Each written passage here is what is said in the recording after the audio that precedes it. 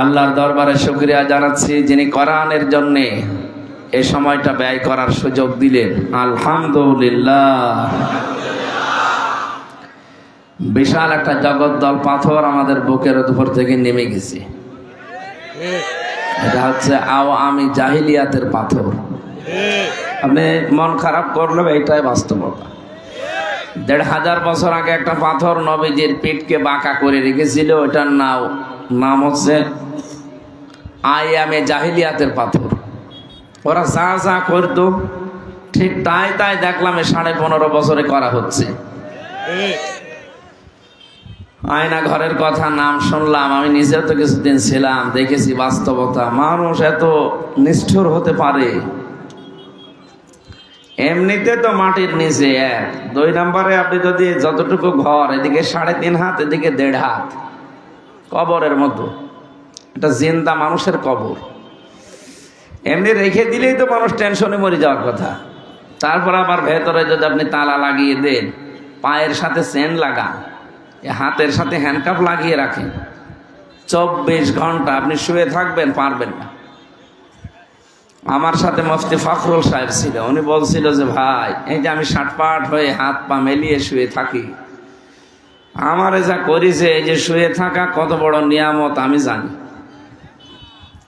একটা মানুষ শুয়ে থাকতে পারবে না 1-2 ঘন্টা, 5 ঘন্টা, 1 দিন 2 দিন না, বছরের পর বছর। মাজার এই যে ভেতরে যে হাড়টা আছে পিঠের নীল দাঁড়ার ভেতরে, এটা তো আমার মনে হয় এমনি নষ্ট হয়ে যাওয়ার কথা। আমারও ব্যথা হয়ে গেছে, আমার এখন ব্যথা করে। এ কঠিন পাথর আল্লাহ আমাদের বুকের উপর থেকে যে সরিয়ে দিলেন, আমরা খুশি হয়ে বলছি আলহামদুলিল্লাহ। খলাকাল ইনসান আল্লামাহুল বায়ান। আল্লাহ পাক বলেন, আমি মানুষ বানিয়েছি আর কথা বলা আমি শিখিয়েছি। আমার কথা বলার ক্ষমতা কি জালেমরা দিয়েছে না আল্লাহ দিয়েছে? আল্লাহর এই নিয়ামতের ওপরে যারা হাত দিয়েছিল এরা জালেম না? কথা বলেন না কেন? যেখানে যে জিনিস রাখা দরকার ওইটা ওই জায়গায় না রেখে অন্য জায়গায় রাখলে সেটা হয় জুলুম। কথা বুঝতেছে? সাল্লাল্লাহু আলাইহি ওয়াসাল্লামের প্রতি কোরআন শরীফ পড়তে গিয়ে আমাদের আরবি অক্ষর যে কয়টা লাগে আমরা দেখেছি, প্রতিটি অক্ষরে আল্লাহ পাক নবীকে ডাক দিয়েছেন। আলিফ দিয়ে আল্লাহ জানাতে চেয়েছেন আহমাদ, আমার নবী প্রশংসিত। বা দিয়ে আল্লাহ পাক বলেন আমার নবী বাশির, তিনি সুসংবাদদাতা।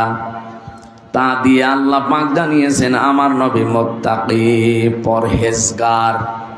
সা দিয়ে আল্লাহ পাক জানিয়েছেন আমার নবী মুদ্দাসসির, কম্বলওয়ালা। জিম দিয়ে জানিয়েছেন আমার নবী জামিল, সুন্দর। হা দিয়ে তিনি জানিয়েছেন আমার নবী হামিম, অন্তরঙ্গ বন্ধু। খ দিয়ে জানিয়েছেন খাতামান নাবিয়্যিন, আমার নবী শেষ নবী। একটা একটা অক্ষরের শেষ অক্ষরে যে দেখবেন আল্লাহ ডাক দিয়েছেন ইয়া দিয়ে, ইয়াসিন।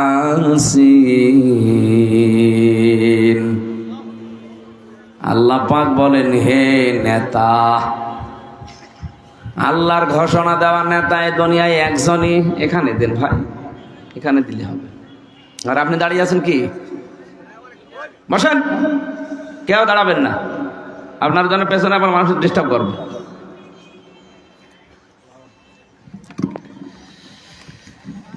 যে কথা বলছিলাম, প্রতিটি অক্ষরে আমাদের নবীকে আল্লাহ এত উপরে তুলেছেন। ইয়াসিন শব্দটা আমরা অনেকে পড়ি, মনে করি ইয়াসিন খরা সোরা পড়লে 10 খতম কোরআন শরীফ পড়া সওয়াব হয়। হ্যাঁ হয়। এর ভেতরে 86টা আয়াত আছে। প্রতিটি আয়াতে আল্লাহ কম বেশি আমাদেরকে কিছু না কিছু শিক্ষা দিতে চেয়েছেন। এগুলো যদি আমাদের প্র্যাকটিক্যাল লাইফে থাকে তাহলে আপনি ইয়াসিন পড়লে 10 খতম না আরো বেশি সওয়াব পাবেন। আর আপনি ইয়াসিন পড়লেন, পড়া 76টা আয়াত শেষ করলেন, একটা শিক্ষা আপনি মানেন না, আপনি সওয়াব দিয়ে কি করবেন? আল্লাহর ঘোষণা প্রথমেই ছিল ইয়াসিন, হে নেতা, আল্লাহর এই ঘোষণা দেওয়ার নেতা যারা মানেন না, আপনি ইয়াসিন কি বলে পড়েন আপনি ইয়াসিন? একজন বসে বসে তেলাওয়াত করছে ঘরের বারান্দায়, ওয়ালা ইয়াহুদ্দু আলা তুআমিল মিসকিন, যে মিসকিনদেরকে খাবার দেয় না, খাবার দিতে উৎসাহ দেয় না, তারা কিয়ামতে বিশ্বাস করে না।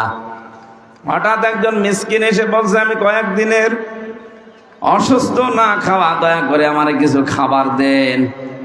আপনি যদি এখন বলেন, বেটা আমি কোরআন শরীফ পড়ছি, আমারে ডিস্টার্ব করলে, তা আপনি পড়ছেন কি? হ্যাঁ, আপনি পড়ছিলেন কি? যেটা পড়ছিলেন সেটাই তো সামনে এসে দাঁড়িয়েছে।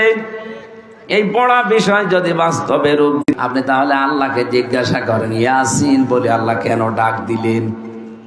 নেতা শব্দের শাব্দিক অর্থ, এই সিনের 5টা অর্থ আমি পেয়েছি তাফসিরে কাবিরে, আল্লামা ফখরুদ্দিন। এখন শেষ নবীর জামানা, প্রশ্ন আসতে পারে শেষ নবী তো নেই, নেই, কিন্তু তার রেখে যাওয়া আদর্শ আছে, তার নায়েবে রাসূল আছে। এই যে থাকবে, কোনো প্রশ্ন করা যাবে না। কথা বলে না কেন? তা আল্লাহ রাসূল বাদ দিয়ে পৃথিবীর কাউকে যদি কিয়ামত পর্যন্ত কেউ নেতা মানতে চায়, আদর্শ মানতে চায়, মাস্ট বি দেখা লাগবে ওই লোকটা আল্লাহ রাসূলকে মেনে চলে কিনা। বাংলা সারমর্ম এইটা, কিয়ামতে যদি কোন নেতা জাহান্নামে যায়, ওই নেতার অনুসারী দুনিয়ায় যারা আছে তারাও জাহান্নামে যাবে। আমি তো মনে হয় এটা বানালাম আয়াতটা, এখন সূরা হুদের 98 নম্বর আয়াত বাড়িছে। আর যদি দেখি না এই লোকটা আল্লাহ রাসূলকে মানে না, ও যদি আমার বাবাও হয়, ওকে মেনে নেওয়া জায়েজ নেই। কারণ আমার বাবা জাহান্নামে গেলে তো আমি তার সাথে যেতে পারি না। কথা বলেন না কেন? আপনি যাবেন বাবার সাথে? এই জন্য আল্লাহর ঘোষণা দেওয়ার নেতা আমি আশা করি কি বোঝাতে চাই, আপনি বুঝেও ফেলেছেন। আল্লাহ রাসূলকে মেনে চললে সে আত্মীয় নাও হলেও সে আমার নেতা। আল্লাহ রাসূলকে মেনে চলে, কানের নিচে এমন জোরে দেব, এমনি বুঝে ফেলবেন। এবার আমি একটা চিত্র বলছি কোরআনে কারীম থেকে, বাংলাদেশের সাথে আশা করছি মিলে যাবে। এটা সূরা নমল 19 নাম্বার পারার 20 নাম্বার পৃষ্ঠার 7 নাম্বার লাইনের 52 নাম্বার আয়াতে আছে। আল্লাহ রাব্বুল আলামিন বলেন, ফাতিলকা বুয়ুতুহুম খাবিয়াতাম বিমা যালামু। আল্লাহ নবী আপনি একটু দেখেন না, খাবিয়াতান, আমি জনশূন্য করে দিয়েছি, পরিত্যক্ত বানিয়ে দিয়েছি, বিমা যালামু, এদের জুলুমের কারণে। আয়াতটাতে কত বাস্তব। 2024 সালের 5 আগস্টে বিকাল 5টা বাজতে বাজতে আমি নিজে দেখে ফেলেছি। আপনি বিশ্বাস না করলে আমাদের কুষ্টিয়ার হানিফ সাহেবের বাড়ি যান, এখন জনশূন্য হয়ে গেছে বাড়িটা। এখন পরিত্যক্ত, মানুষ ইট পর্যন্ত খুলে নিয়ে চলে গেছে, অথচ 5টা জালেমদের শিকড় কাটা হয়ে গেছে। কতিয়া এটা মজল ফাইল জানা নেই, কেটেছে কে কেউ জানে না। সারা দেশে জালেমদের এই বাড়ি ঘর অফিস এদের সব কিছু যে ধ্বংস হয়ে গেল, ওজাড় গৃহ হয়ে গেল, পরিত্যক্ত হয়ে পড়ে আছে। ধানমন্দির ওই বাড়িটাও, ওটা এখন কোন টয়লেট হয়ে গেছে। বসে জালেমরা জুলুমের ষড়যন্ত্র করে, ওই জায়গাটা পর্যন্ত আল্লাহ অভিশপ্ত করে দেয়। এদের এত বড় শিকড় আল্লাহ যদি কেটে দিতে পারে, কি শিকড় গেড়েছিল দেখেছেন আপনি? ইউনিয়নের চৌকিদার থেকে শুরু করে একেবারে সংসদ পর্যন্ত প্রতিটি জায়গায় জালেমদের লক সেট করা ছিল। এটাকে আমি বানালাম, আমি নিজে দেখেছি। রিমান্ডে আমার এইভাবে অত্যাচার করেছিল, মনে হচ্ছে যে একেবারে সব ওর বাপ দাদার, কাউকে দুনিয়ায় মানে না। বিয়ে করবে আর মহিলা একটা বিয়ে করবে, এইটা আল্লাহর ভুল হয়েছে। ওদের শিকড় কত নিচে থাকলে কথা বলতে পারে বলেন তো? অথচ নাম সব মুসলমান, শেখ ইমরান, আতিকুর রহমান ভইয়া, জাহিদ হোসেন, আপনার তো হামজা তো অনেক দূরের কথা।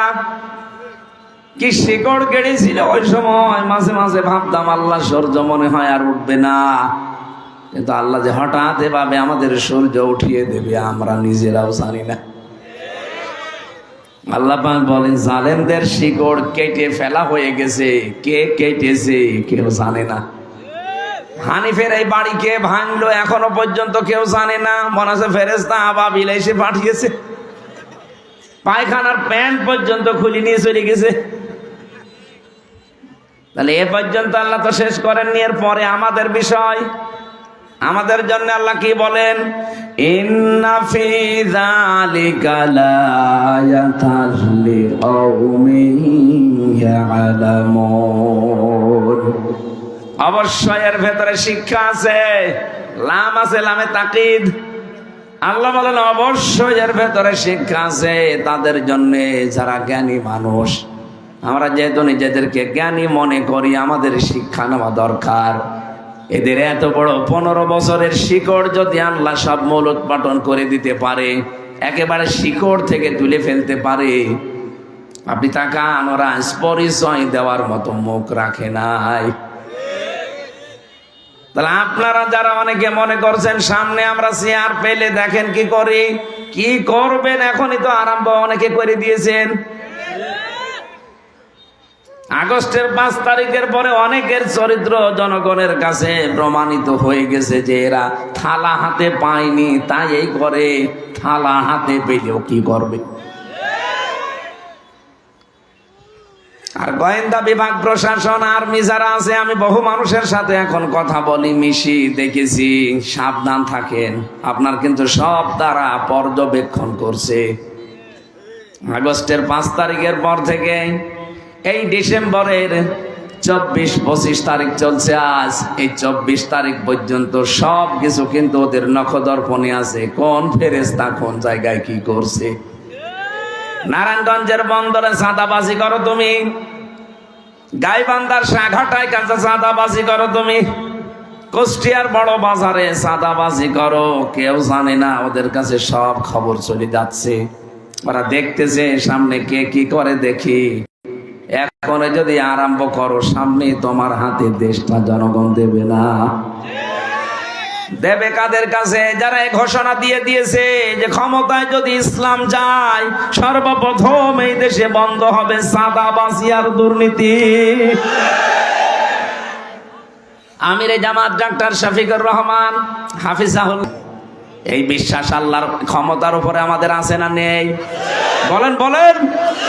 উনি শুধু ইচ্ছা করবে, টার্গেট দেওয়া লাগবে না যে 41 সাল 71 সাল না, শুধু কোন বলবে, ফায়াকুন হয়ে যাবে। নাকি উনি দুর্বল হয়ে গেছে? বলেন। উনি বলেন আমি ইচ্ছা করলাম, নুরিদু আন্না মুন্না, আমি একটু অনুগ্রহ করব, দয়া দেখাবো, আলাল্লাযীনা ইসতাদঈফু ফিল আরদি, তাদের উপরে যাদেরকে এই জমিনে দুর্বল করে রাখা হয়েছিল, অপদস্থ, অপমান, জুলুম, নির্যাতন কোণঠাসা করে রেখেছিল ফেরাউন। আমি চাইলাম, আমি ইচ্ছা করলাম ওই দলকে জমিনের ইমাম বানিয়ে দেই। ওয়ানাজআলাহু আইম্মাতান, আমি আল্লাহ চাইলাম তাদেরকে জমিনের মানুষের জন্য ইমাম বানাবো, নেতা বানিয়ে দেব। ওয়ানাজআলাহুমুল ওয়ারিসিন, তাদেরকে আমি জমিনের শাসন ক্ষমতা উত্তরাধিকারী বানাবো। অনুমাক্কিনা লাহুম ফিল আরদি, জমিনের শাসন ক্ষমতাও তাদেরকে আমি আল্লাহ দিয়ে দিলাম। অনিরিয়া ফিরআউনা ওয়া হামানা ওয়া জুনুদাহুমা মিনহুম মা কানু ইয়াহদারুন, আমি আল্লাহ দেখাতে চেয়েছি ফেরাউনকে, হামানকে আর তাদের সৈন্যবাহিনীকে, তারা যাদের সবচেয়ে বেশি ভয় পেত তাদেরকে ক্ষমতা দিয়ে আমি তাদের দেখালাম। ওই জামানায় ফেরাউন, হামান, তাদের লোকজন ভয় পেত সবচাইতে বেশি মুসা নবীর দলকে। কথা বলেন ঠিক কিনা? আল্লাহ তাদের চোখের সামনে এটা দেখিয়েছেন। আমার তো এই আয়াত 2টা পড়ার পরে 100% বিশ্বাস হচ্ছে এখন। এই ওঠেন, কোন কারণ আপনি? হ্যাঁ, এবার হাত ধরে জিজ্ঞাসা করেন তো কি কোন কারণে উঠছে? আপনাদের বলে দিল না ঘোষকে যে এখানে নামাজ হবে? শুধু প্রসাব পায়খানা বাদ দিয়ে যদি কেউ এমনি ভালো লাগছে না এই কথা মনে করে উঠে যান, আপনার কিন্তু সমস্যা হবে ইমানের। আমি কি আমার বাবার কথা একটাও বানিয়ে বলেছি? বলেন। আপনি যাতে ভুল প্রমাণ করতে পারেন আলেমকে জিজ্ঞাসা করেন। যেটা বলছি এটা একেবারে পড়ে এসেছি, আর এইটাই হবে সামনে। মুসা নবীকে আল্লাহ যদি এই ঘোষণা দিতে পারেন, মুসা নবীর মতো যে মানুষগুলো এতদিনে জুলুম নির্যাতন অত্যাচার কোণঠাসা হয়েছিল তাদেরকে আল্লাহ মনে হচ্ছে সামনে এটা দেবে, সেই পরিবেশ তৈরি হচ্ছে। নাই তো 15 থেকে একবারে 3.5 মাসে 58 জন, 100 জনের 58 জন কোন কারণে তৈরি হচ্ছে? এটা আমরা তৈরি করি না, আল্লাহ তৈরি করে দিচ্ছে। যে ব্যক্তি সেদিকে যেতে চায় তাকে আল্লাহ ওই দিকে যাওয়ার মতো ব্যবস্থা করে দেয়। জালেমরা চলে গেছে, এখন যদি কেউ নতুন করে জুলুম করার চেষ্টা করেন, এই জন্য তো দেশের অনেকেই বলছে সাদাবাজ পাল্টিয়েছে শুধু নাম। আগে ছিল একদল, এখন করছে আর একদল। চাঁদাবাজ ঠিকই আছে, শুধু নাম পাল্টিয়েছে। মানুষকে কি পাগল পেয়েছেন আপনি? ওর মাথায় কি কিছু নেই? সব জানে, সব বোঝে। জায়গা মতো কিন্তু সময় মতো সব উলট পালট করে ফেলবে। এই জন্য সাবধান হবেন। আমি যে আয়াত 2টা পড়লাম সূরা কসসের 5 আর 6, আমার মনে হচ্ছে আল্লাহ যেন সামনে এটা দেখাবে। কারণ আলেমদের ধারণা আল্লাহ ভুল করে না। আপনি তাকান, আলেমরা যা ধারণা করেছিল কোরআনের পাখি আল্লামা দেলাওয়ার হোসেন সাঈদী রাহমাতুল্লাহ আলাইহি বলেছিলেন এই দেশে জালেমরা ইঁদুরের গর্ত পাবে না, আল্লাহ ঠিক মিলিয়ে দিয়েছে। উনি বলেছিলেন এই দেশ থেকে একটু নাড়া দেওয়া হবে, দিল্লি গিয়ে পড়বে, ঠিক তাই পড়েছে। কেন 29টা প্রদেশ আছে ওই দেশে, একটা প্রদেশে যে পড়লো না একেবারে দিল্লি গিয়ে পড়িস। কথা একেবারে খাপের খাপ, মমতাজের বাপ মিলে যাচ্ছে। উনি আর একটা স্বপ্নের কথা বলেছিলেন, এই দেশে জালেমদের নাকের ডগায় কালেমার পতাকা পথ পথ করে উড়বে। আল্লাহ মনে হচ্ছে ওই স্বপ্ন সামনে বাস্তবে রূপ দিতে যাচ্ছে। আল্লাহ যেন এটা দেখে মরার তৌফিক আমাদের দেন, বলেন আমিন। আমি মুসা নবীর কথা বলছিলাম এই কারণে, ওই জামানায় সবচাইতে ভয়ঙ্কর জাতি ছিল মুসা নবীর বিরুদ্ধে যারা, এমনকি তার সাথে যারা ছিল তারাও ভয়ঙ্কর ছিল। এমন এমন প্রশ্ন করত নবীকে যে আমরা আল্লাহকে দেখতে চাই। হযরত মুসা 12 জন নকিব নিয়ে গেলেন, 12 জন এলাকার 12 জন মন্ত্রী মনে করেন তোর পাহাড়ে নিয়ে আল্লাহকে বলে রব্বুল আলামিন আমি দেখতে চাই। আল্লাহ সাফ জবাব দিলেন লাং তারনি, আমাকে দেখা সম্ভব না।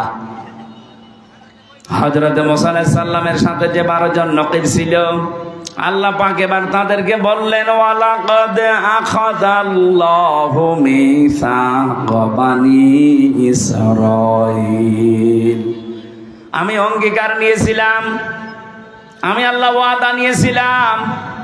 বনি ইসরাইলদের কাছ থেকে অঙ্গীকার নিয়েছেন কে? বলেন বলেন, কাদের কাছে? বনি ইসরাইলদের কাছ থেকে। এখানে সরাসরি আল্লাহ যেহেতু অঙ্গীকার নিচ্ছে, অবাসনা মিনহুম ইসনাই আশারা নাকিবা, আমি তাদের ভেতরে 12 জন নকিব, দলপতি, সর্দার, লিডার, নেতা, মন্ত্রী যাই বলেন এদেরকে পাঠিয়েছিলাম।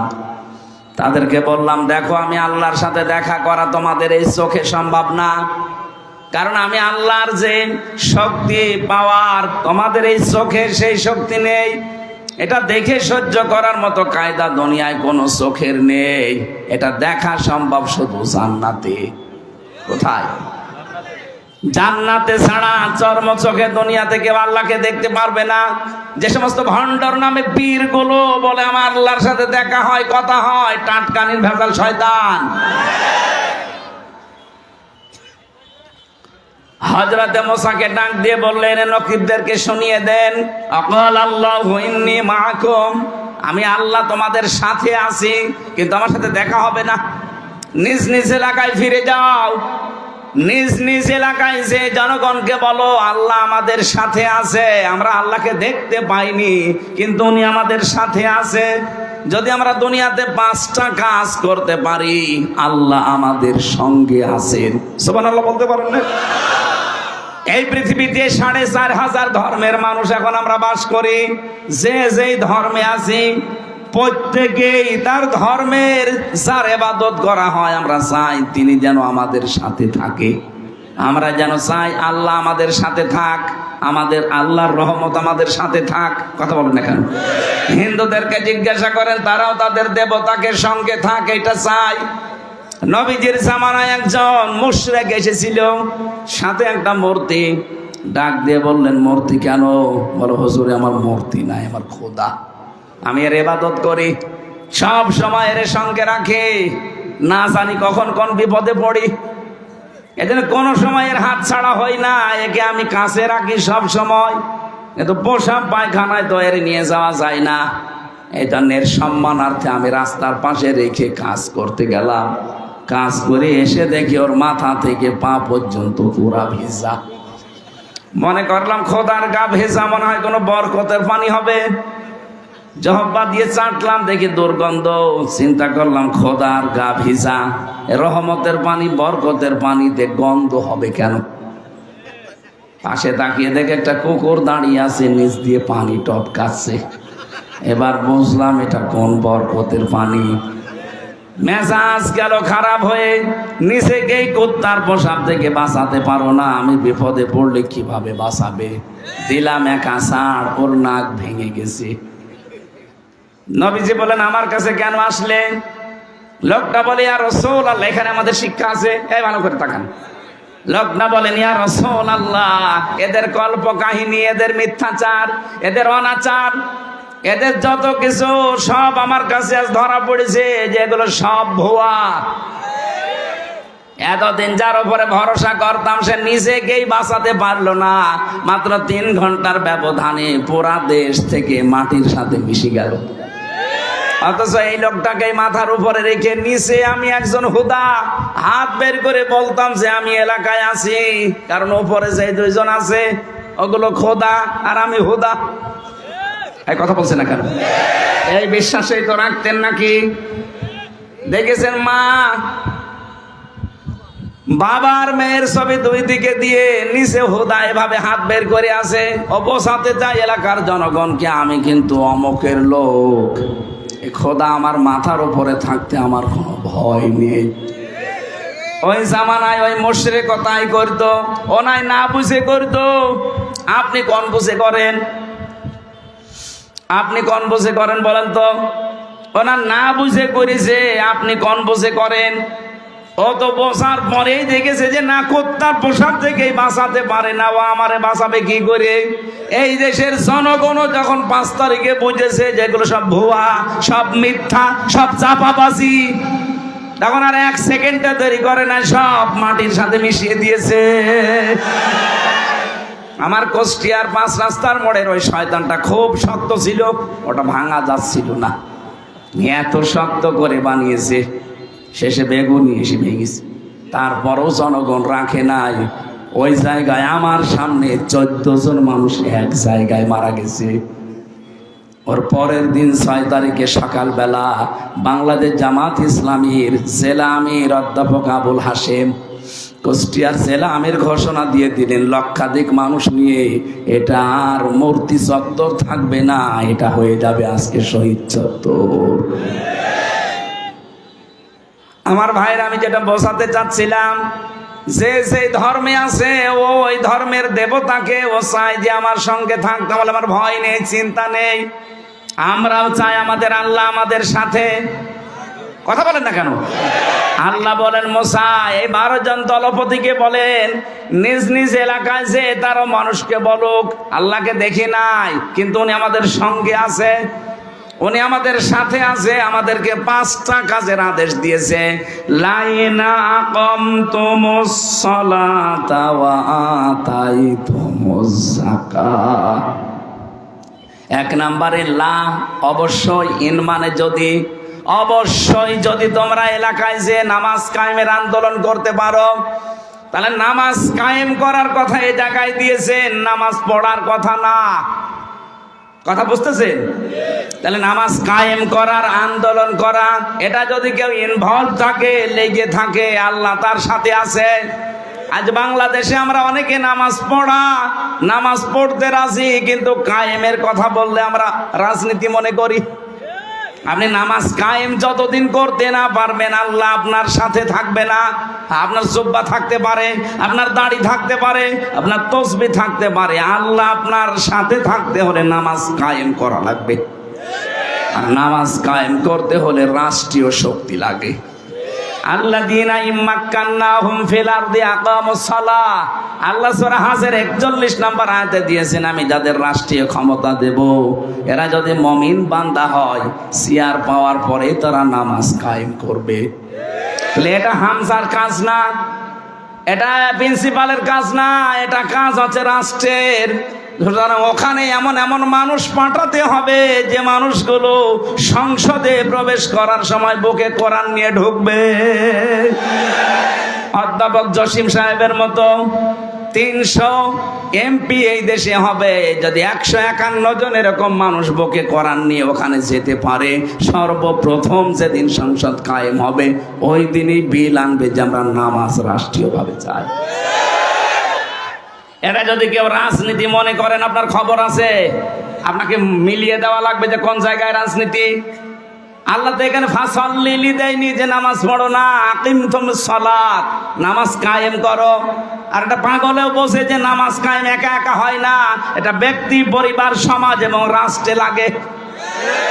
আর নামাজ কায়েম করবে কারা? আল্লাহ তো কোরআনে ঘোষণা দিলেন, সূরা হজ 41 নম্বর আয়াত, 17 নম্বর পারা, 16 নম্বর পৃষ্ঠার 6 নম্বর লাইনে আছে।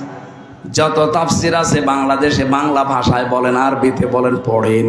নামাজ কায়েমের দায়িত্ব হামজার না, নামাজ কায়েমের দায়িত্ব রাষ্ট্রের। ওই রাষ্ট্র গঠন করতে হলে হামজাকে লাগবে। এক কথা বলছে না কেন? সুতরাং আমরা এই দেশের 18 কোটি মানুষ, প্রত্যেকে এক একজন করে হামজা বলেন, প্রত্যেকে এক একজন করে হামজা। সামনে যদি সময় আসে, এমন মানুষকে আমরা পাঠাবো যে লোকটা সর্বপ্রথম দিন যে নামাজের বিল আনবে। এমন লোককে আমরা পাঠাতে চাই না যে লোকটা সর্বপ্রথম দিন যে ডাইলের বিল আনবে। আমরা ডাইল খেতে চাই, এরকম লোক নেই দেশে। আমরা বাবা খেতে চাই, মাল খেতে চাই। আপনি বলেন আমার একটা ভোটে আর কি হয়? কি হয় মানে মাইয়াশফা শাফাআতান হাসানাতান ইয়াকুল্লাহু কিফলুম মিনহা ওয়া মাইয়াশফা শাফাআতান সাজ্জিয়াতান ইয়াকুল্লাহু নাসিবুম মিনহা। সূরা নিসার 85 নম্বর আয়াতে আছে, কোন মানুষ যদি ভালো কাজের সুপারিশ করে, ওই কাজটা ওই লোকটা করে যে সওয়াব পাবে, আপনি শুধু সুপারিশ করে ভোট দিয়ে রায় দিয়ে একই সওয়াব পাবেন। আপনার একটা ভোটের কারণে উনি যদি সত্যি এমপি হতে পারে, উনি যদি সত্যি সংসদে যেতে পারে, আর 151 জন জসিমউদ্দিনের মতো মানুষ যদি দাঁড়িয়ে বলে আমরা নামাজের বিল চাই, আজকেই চাই, স্পিকার যদি বলে হ্যাঁ এটা চান কারা কারা, যদি 300-র ভেতরে 151 জন হাত তুলে ফেলে, ওই রায়টা কিন্তু বলবে জয়যুক্ত হয়েছে। পরের দিন আর নামাজের ওয়াজ করা লাগবে না, মানুষ এমনি আজান হলে মসজিদে যে নামাজ পড়বে। কথা বলেন ঠিক কিনা? আমি ভোট দিয়েছিলাম মাত্র একটা, কিন্তু 18 কোটি মানুষ নামাজ পড়লে যে সওয়াব পাওয়া যাবে, সব আমি একাই পেয়ে যাবো। সুবহানাল্লাহ বলতে পারেন না? এটা দুনিয়ার কাজ হয় কি করে? এটা তো আমার আখিরাতের কাজ। বলে না এটা রাজনীতি, এটা ভোট ভাট। ভোট ভাট তাতে কি আছে? ভোট এই শব্দটা কোরআনে আছে, ইন্নাল্লাহা ইয়া'মুরুকুম আন তুআদ্দুল আমানাতি ইলা আহলিহা। মারিফুল কোরআন তাফসীর খোলেন, আমানাত বহুবচন এই শব্দের ব্যাখ্যায় আল্লামা শফি লিখেছেন, এখানে আমানাত মানে ভোট। কোরআন তো নিজে পড়ে না, বসে না, কেউ বোঝালে তাহলে উল্টা বসে।